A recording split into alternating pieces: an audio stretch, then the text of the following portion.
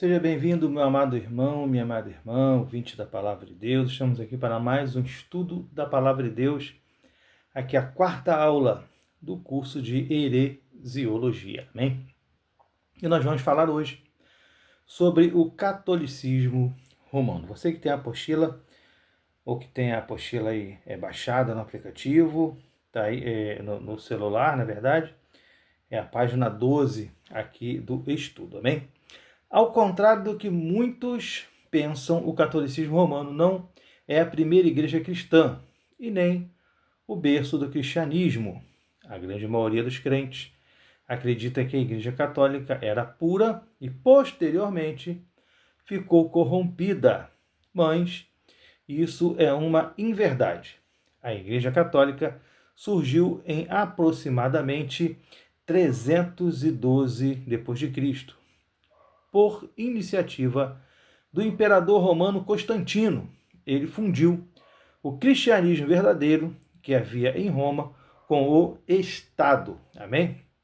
Constantino, talvez por observar o crescimento da igreja cristã e a conversão de pessoas muito influentes, tenha temido sofrer um golpe de Estado. Por este motivo, se antecipou e buscou fundir o Estado com a igreja. O grande problema dessa fusão é que Constantino, por várias vezes, interferia nos assuntos eclesiásticos, convocando até mesmo um concílio em Nicéia, onde foi estabelecido o credo dos apóstolos. A fusão Estado-Igreja trouxe para a Igreja de Roma todo o paganismo romano, pois, embora a igreja que outrora havia em Roma fosse pura, o Estado romano não o era. O cristianismo romanizado possui vários aspectos do paganismo romano. Por exemplo, aqui nós vamos estar dando alguns exemplos. Então, o que acontece, irmãos? Tem muita gente que acredita que a Igreja Católica era certinha, depois ela se perdeu. Não. Ela já nasceu como um sincretismo religioso, ou seja, como uma mistura de várias religiões, e principalmente ali a religião greco-romana. Ali o ocultismo e tudo aquilo que acarretava ali em Roma a nível de religião foi introduzido ali no cristianismo, ou seja, o catolicismo romano ele nunca foi o cristianismo genuíno, ele sempre foi algo preparado ou misturado para poder agradar tanto os pagãos como também agradar os cristãos e fazer ali uma mistura, né? Chega para lá, chega para cá, como hoje tem acontecido na igreja moderna. Na igreja moderna hoje, nós vemos aí elementos do judaísmo, né? O judaísmo não salva ninguém. O judeu, se não aceitar Jesus como único e suficiente salvador, vai para o inferno, do mesmo jeito como qualquer outro pecador. Amém? O caminho para o céu é Cristo. Cristo falou, eu sou o caminho, a verdade e a vida. Ninguém vai ao Pai se não for por mim. Então, não tem negócio de, eu sou judeu, grande coisa. Parabéns para você. Se não se converter, vai ser lançado no lago de fogo e enxofre naquele grande dia. Então, nós cremos na Bíblia, lógico, claro e evidente. O Antigo Testamento ele é muito importante a nível de moral, de história, de cumprimento, né, de observância, de cumprimento de promessas que foram feitas e profecias que foram feitas no Antigo Testamento, que vão se cumprindo aqui no Novo Testamento, e algumas ainda estão por cumprir, mas anunciadas também. E nós vemos ali a história, todo arcabouço histórico, mas doutrina para a igreja cristã é de Mateus para frente. Amém? Jesus Cristo, o próprio, ele disse, a lei e os profetas morrem com João. Falando ali de João Batista. Então nós vamos dar aqui alguns pontos que mostram a introdução do paganismo dentro da igreja romana e se transformando ali no catolicismo romano, que é esse sincretismo religioso. Aqui a letra A. Roma havia absorvido a religião grega, tá? Roma já tinha absorvido a religião grega, dando às divindades gregas nomes latinos. Eles criam em vários deuses, fizeram dos santos os seus novos deuses. Em 787 d.C. foi instituído o culto aos santos. Então, Em 787, o culto aos santos foi instituído, ou seja, ali já havia idolatria, né?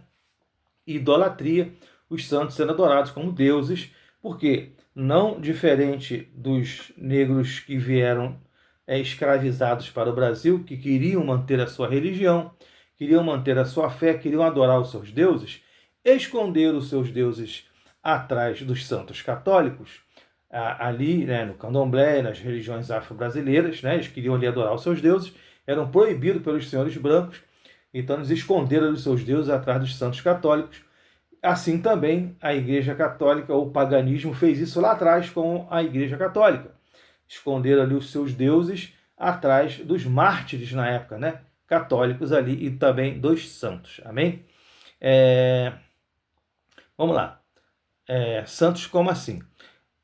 Eles literalmente creem que os santos podem intervir neste mundo, que podem pedir ao Pai por nós, realizar milagres, mesmo mortos, etc. Esta de fato era a função dos seus antigos deuses, tá? Os antigos deuses, havia ali os deuses, né? Ali daquele panteão, e eles se intercediam ali junto com o Deus maior, ali no caso ali, né?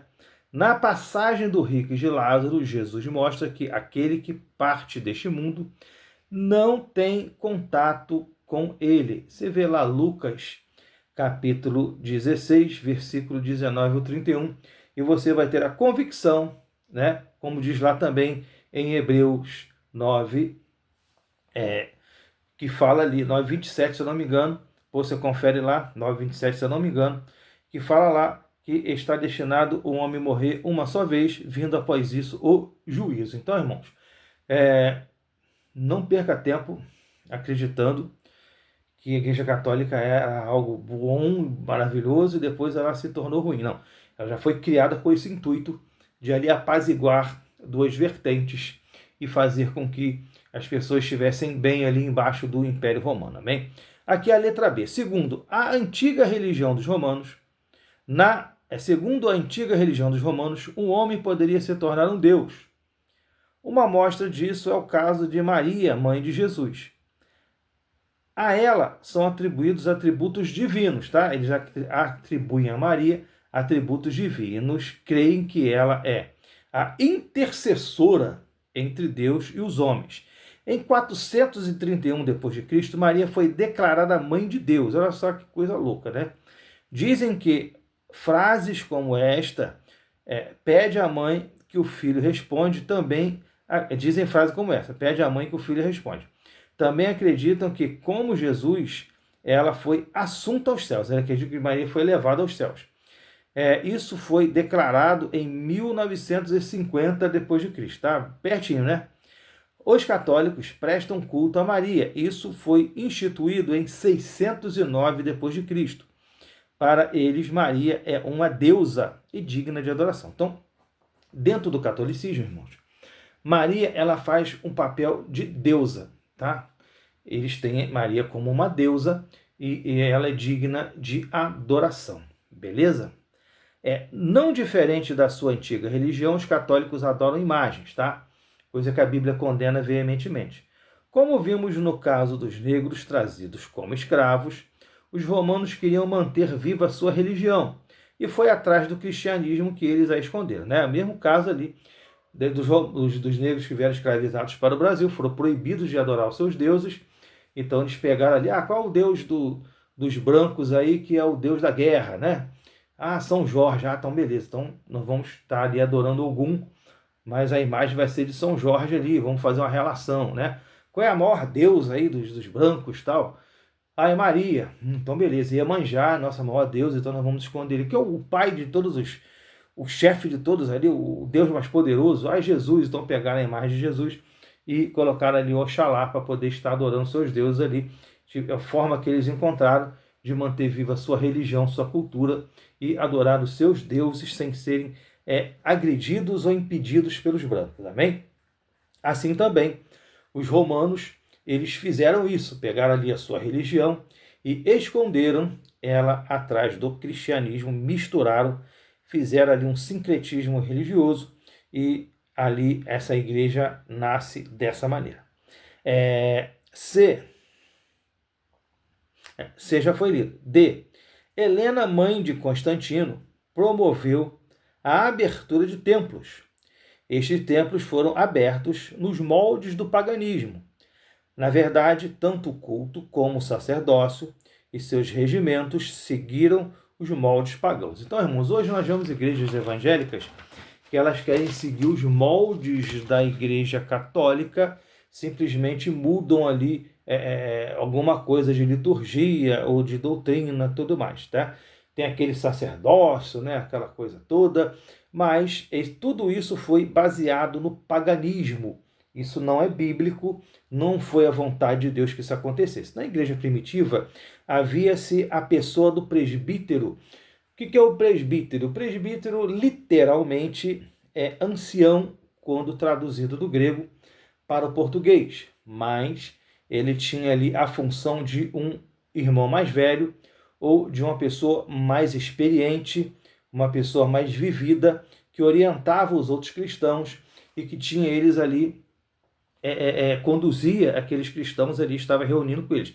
Havia o presbitério, onde havia os anciões, né, que aconselhavam a igreja, que guiavam a igreja, e tinham os diáconos e tudo mais. Nos locais de língua mais grega, ou cultura mais grega, ali naquele mundo romanizado, né, embaixo do Império Romano, nos locais de língua mais grega, se chamava presbítero.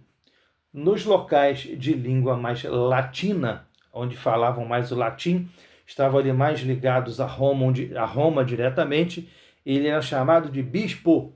Mas bispo e presbítero é a mesma função, mesma coisa.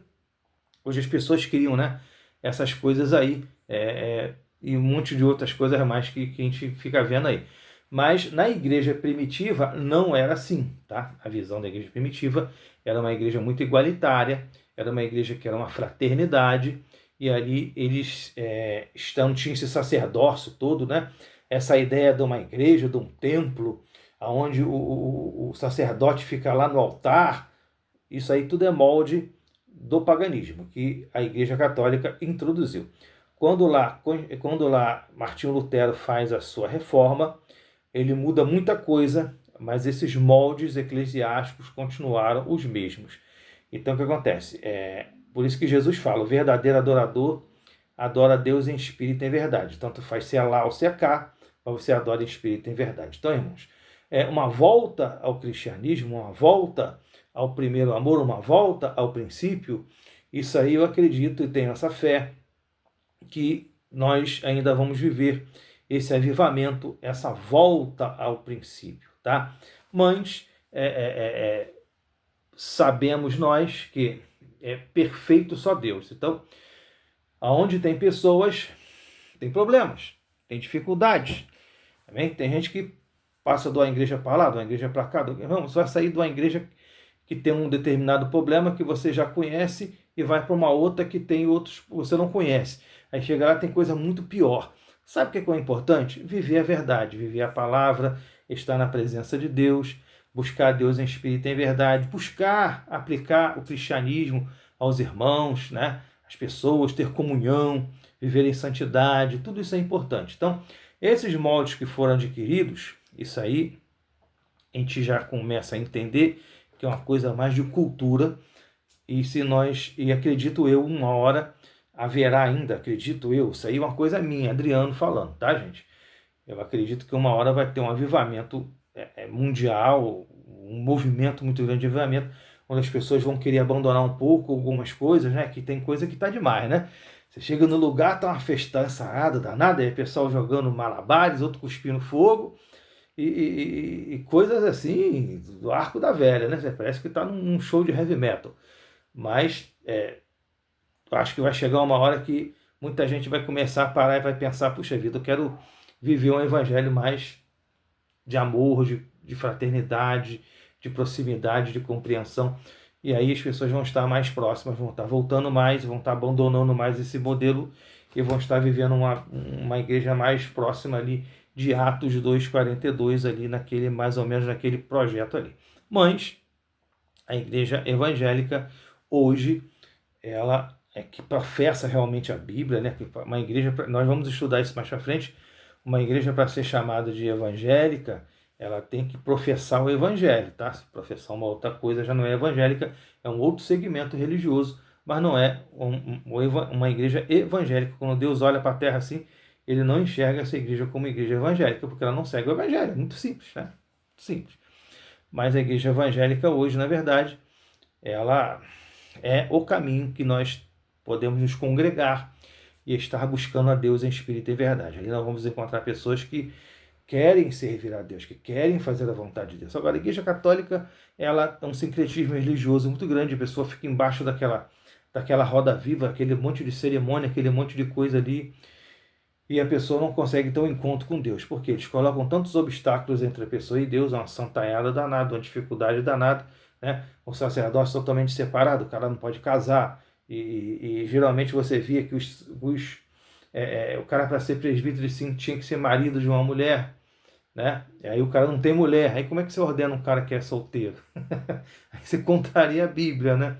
Então é complicado. Então, irmãos, a igreja evangélica hoje, séria, né? Igreja séria, que segue a Bíblia, que não inventa coisa, ela é o caminho ainda para que nós venhamos a seguir para buscar ao Senhor. A letra E. Entre outras aberrações, o catolicismo romano proibiu o casamento dos seus sacerdotes. Olha aí. Em 1075, tá? Antes de 1075, irmão, os padres eram casados. A partir de 1075, os padres não podiam mais se casar. Isso se deu para que todos os bens adquiridos pelos sacerdotes não ficassem para as suas famílias após as suas mortes, mas fossem para a igreja. Esta ordem promoveu o rompimento de várias famílias, pois os sacerdotes que eram casados tiveram que se divorciar. Até hoje isso traz repercussões. Inúmeros casos de pedofilia entre padres católicos têm manchado ainda mais esta religião. Isso também é uma herança do paganismo, né? Muitas religiões pagãs exigiam que os seus sacerdotes fossem celibatários, ou seja, não se casassem. A própria Bíblia mostra que os apóstolos, em sua grande maioria, eram casados, como também os presbíteros, etc. A própria Bíblia diz isso. Eram os quesitos, né?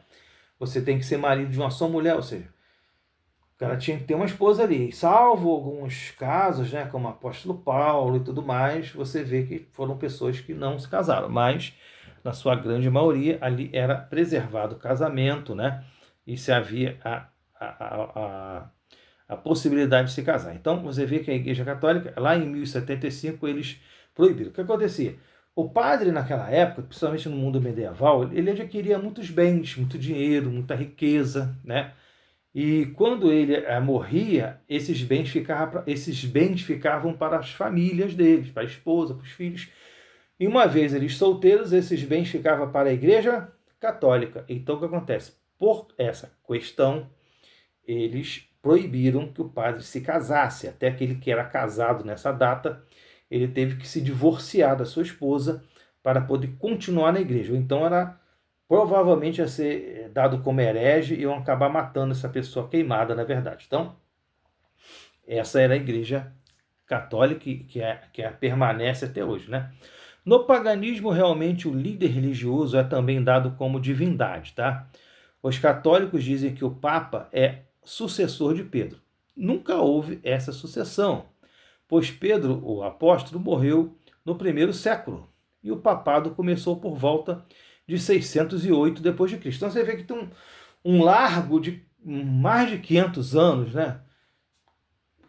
Como é que pode ter essa sucessão? Não teve, né? Eles também pregam a infabilidade papal, ou seja, o Papa não erra. Esta declaração se deu em 1870 depois de Cristo. Na verdade, para os católicos, o Papa não representa Pedro, e sim Cristo. Todo simbolismo criado em volta dele está relacionado com Cristo e não com Pedro. Então, irmãos, o que acontece? O Papa, na verdade, eu não sei se vocês sabem, o Papa é um rei, né? é o reinado do Vaticano. Tem ali uma tríplice coroa, a qual ele usa, e ele, quando é recebido em algum país, ele é recebido como chefe de Estado. O Estado do Vaticano, ou seja, aquela cidade é dado como uma cidade-estado, e o Papa é o seu rei ali, e quando ele morre, ele é sucedido por outro rei. Então, o que acontece, irmãos? Papa, ele, para o católico, ele não representa Pedro, ele representa Cristo, né? Infelizmente, nós temos visto muito disso na própria igreja evangélica.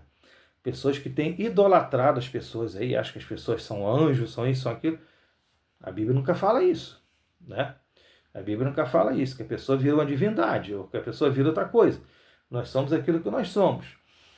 E nós somos todos iguais diante de Deus, né? Um pastor que ele acredita que ele é mais do que um facilitador, que ele é mais do que um agente que está ali ajudando a pessoa a ter um encontro com Deus, ou compreender a palavra, ou guiar, sinceramente ele está meio equivocado do seu ministério. Nós não somos líderes, sacerdotes, reis, ou não temos um título de nobreza, né? Nós somos apenas servos de Deus. E quanto mais você tem uma responsabilidade, mais servo você é, porque você serve todas as pessoas.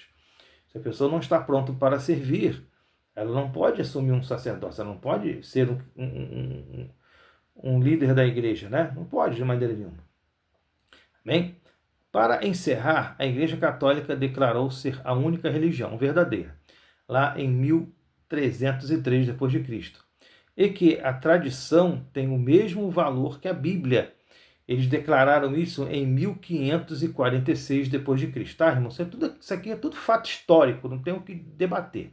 Ou seja, eles têm o poder de legislar como Deus. Eles acham que eles têm um poder de Deus para legislar, criar leis, né? E esse poder ele só está nas mãos de Deus. Bem, estudamos que quando uma religião repudia a Bíblia e se declara a única verdadeira, não pode ser considerada cristã.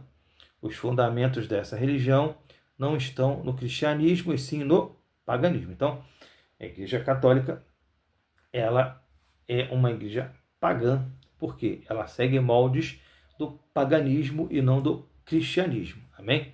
Lógico que há muito mais a se dizer desta religião, mas como estas breves declarações, você já pode ter observado que o conceito de muitas igrejas evangélicas tem do catolicismo está errado. O verdadeiro cristianismo sempre existiu, mesmo debaixo da repressão católica. A reforma protestante só veio trazer à tona os erros do catolicismo, dando força para que criam no verdadeiro evangelho se manifestassem. Só uma nota: o catolicismo matou com a Inquisição mais pessoas do que a Primeira e Segunda Guerra Mundiais juntas. Eu pergunto aos católicos: quem é o seu Deus? Então, irmão, provavelmente vocês já devem ter ouvido falar da Inquisição. A Inquisição, eles achavam que a pessoa era bruxa, ou tinha parte com o diabo, a pessoa não professava o catolicismo, professava uma outra religião, simplesmente eles matavam essa pessoa, né, de formas absurdas. E eles mataram mais pessoas do que a Primeira e a Segunda Guerra Mundial juntas. Eles abriram, eles legalizaram a escravidão, né? Passando a mão na cabeça dos países que tinham escravidão e tudo mais. Então nós vemos que muita coisa ruim, né? O povo árabe sofreu muito com os católicos, o povo judeu sofreu muito com os católicos, os próprios cristãos que não eram católicos sofreram também com os católicos, eram perseguidos e mortos, presos. Então, que religião é essa? Que Deus que eles servem, né? Nós sabemos que a Igreja Ortodoxa grega, a Igreja Ortodoxa síria, né, e várias outras igrejas ortodoxas são muito mais antigas que a Igreja Católica, né, e foram perseguidos também pelos católicos. Existe a Igreja Copta do Egito, né? A Igreja Copta do Egito, ela é uma igreja muito antiga, uma igreja que ela está, se eu não me engano, relacionada a Mateus, né? Quando passou por lá pregando e criou aquela igreja. Então nós vemos que essa igreja ela foi muito perseguida pela Igreja Católica. E eles não são católicos, né? Eles não são evangélicos e também não são católicos, eles são coptas. É a mesma coisa, o ortodoxo, ele não é católico, ele também não é evangélico. Eles são ortodoxos. Tem muita igreja ortodoxa aí por aí. Lá na Turquia, por exemplo, tem igreja ortodoxa. Eu vi uma reportagem outro dia, e o repórter ali, se não me engano, até o Cabrini, e ele foi na igreja de Éfeso, né? Catedral de Éfeso, lá na igreja ortodoxa. E ali ele perguntou ali ao padre ortodoxo, e o padre ortodoxo, ele casa, tá? Se ele quiser casar, ele casa. Não tem problema dele se casar. Então, o pai ele perguntando, quando é que essa igreja aqui foi fundada, né? Perguntando, essa igreja é muito bonita, essa catedral. E aí o padre ortodoxo falou com ele assim, essa igreja aqui foi fundada em 65 da era cristã, pelo apóstolo Paulo. Ele falou assim, essa aqui é a igreja de Éfeso, é a igreja que Paulo fez a carta dos Éfesos, né? Dos Efésios, e tem lá no Apocalipse também, fala de nós e tal, e o camarada ficou boquiaberto, falou, caramba, vocês estão até hoje, estamos aí, e até hoje nós seguimos a doutrina dos apóstolos, ou seja, segundo a visão deles, segundo a visão ortodoxa. Então, a gente tem essa ideia aqui, né, aqui no Brasil, que só existe igreja católica e igreja evangélica. Não, tem a cristandade, ela é mais ampla do que nós conhecemos ou paramos assim para pesquisar um pouco, né? Então nós vemos aí que tem igreja muito antiga e os ortodoxos são bem mais antigos que os católicos, né? Aqui o apêndice, né? Qual a fonte das seitas? Satanás. Primeira fonte das seitas, irmão, Satanás. O inimigo de nossas almas tem buscado nos influenciar a cada dia. Quando Deus decidiu fazer o homem, feriu o orgulho de Satanás. Ele não aceitou servir a um ser que acreditava ser inferior. Por isso se voltou contra Deus e tentou usurpar o seu trono, mas foi derrotado e expulso do céu, né? Tem aqui algumas referências aqui. Satanás induz os homens a acreditarem em mentiras que os afastam de Deus, ou seja, leva os homens a criarem religiões que excluem a presença de Deus, pelo menos do Deus verdadeiro e real, né? O desejo do diabo é destruir o homem, mas para isso ele deve afastar o homem de Deus. Lá em João 10,10, quando o homem exclui Deus da sua vida, ele fica à mercê de Satanás, que é a fonte de todo o mal. Mateus 13:38. Então, irmão, qual é a primeira fonte das seitas? O próprio demônio. Ele quer ver a destruição do ser humano. O demônio não aceitou a criação do homem, por isso ele se rebelou, foi expulso do céu, teve aquele cisma todo. A terça parte dos anjos do céu vieram para a terra aí, rebelados junto com Satanás, e ele tenta destruir o homem de qualquer maneira. Tenta destruir o homem, ele tenta humilhar o homem, né? Tenta fazer o homem ter a aparência de mulher, a mulher a aparência de homem, e tenta tirar o homem da fé, tenta tirar o homem de Deus, tenta levar o homem para o buraco, com vício, com droga, com tudo que é coisa ruim. Então, toda a fonte das seitas, você pode ter certeza, cria na cabeça das pessoas religiões loucas aí, absurdas, é Satanás.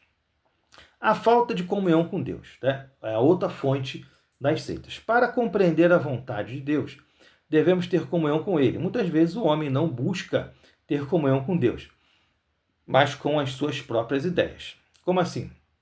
Eles querem encaixar Deus em suas ideias e não se encaixar nas ideias de Deus, né? A pessoa não quer se encaixar na vontade de Deus, ela quer encaixar Deus na sua vontade, né?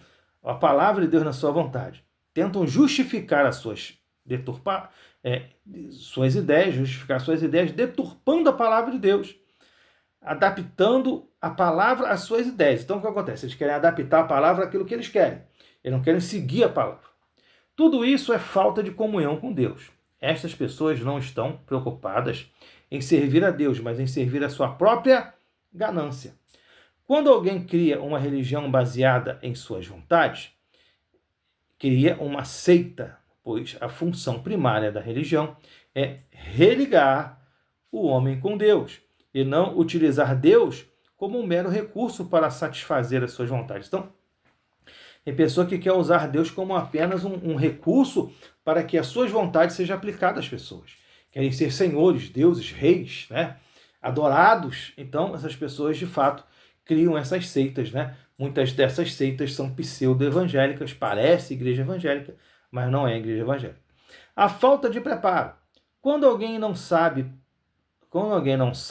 para ele mesmo, não pode ensinar os outros. Infelizmente, com o crescimento do movimento evangélico, cresce também o despreparo. A Igreja Católica, durante a sua expansão, também sofreu esse processo.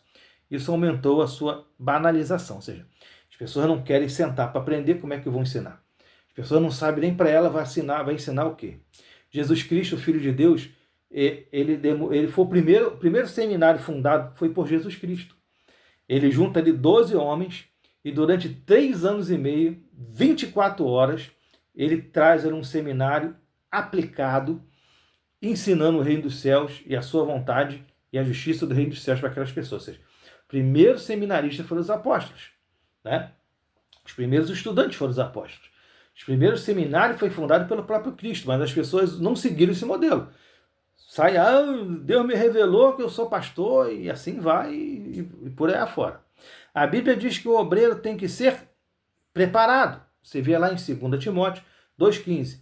Ou seja, o preparo para aquele que milita na obra de Deus deve ser primordial. O próprio Jesus preparou os seus discípulos, olha aqui, por 3 anos e meio antes de partir. A falta de preparo bíblico-teológico é a causa do surgimento de várias seitas pseudo-evangélicas. Então, como é que nascem as seitas pseudo-evangélicas na grande maioria das vezes? Muitas das vezes até por a própria ignorância das pessoas. A pessoa acha que tem um direito, acha que é um legislador, né? Pode mudar a Bíblia ou interpretar a Bíblia. Eu entendo assim. Não existe esse negócio de entendo assim. A Bíblia diz o que ela quer dizer. Em hermenêutica você vai entender, você vai aprender como compreender aquilo que verdadeiramente Deus inspirou para o escritor dali e que o escritor quis externar, ele nos mostrar. Então, e para isso existe estudo, para isso existe hermenêutica, né? A mente humana. O homem tem uma mente fértil.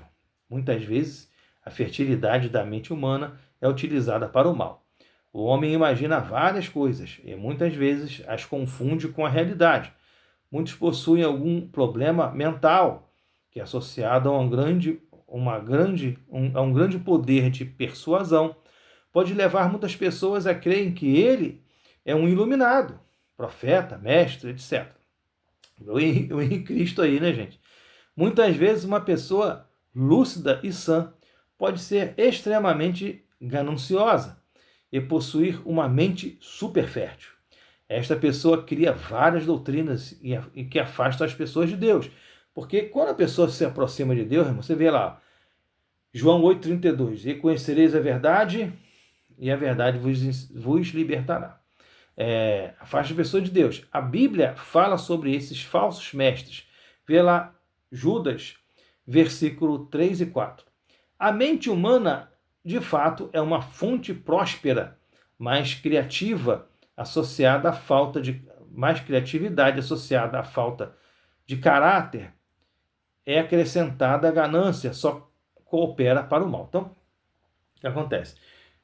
O cara pode ser muito inteligente, pode ser louco, e ter uma mente brilhante. Você vê Adolf Hitler, gente. O cara mais doido que ele tinha uma mente brilhante, né? Levou um país inteiro a quase dominar o mundo. Quanta gente morreu. Então, nós temos que parar e analisar. Está na Bíblia? Bate com a Bíblia? Tem a ver com a Bíblia? Tem a ver com Cristo? Não, então sai fora. A falta de submissão. A Bíblia diz que devemos obedecer às autoridades que estão sobre nós. Romanos 13, do 1 ao 7. Infelizmente, Satanás tem plantado a semente da insubmissão no meio da igreja. Uma vez que a sua queda foi resultado de insubmissão, por falta de submissão às autoridades, muitos cismas, né, ou separações, rachas na igreja de Deus. Quando o cisma acontece por conta de Insubmissão sempre vem acompanhado de heresia, né? Então o cara racha ali porque ele não quer estar embaixo da autoridade de alguém. Às vezes o cara nem fez nada absurdo, mas ele não quer. Ele quer criar outra coisa para ele. Então acaba inventando alguma coisa e começa a criar coisa diferente.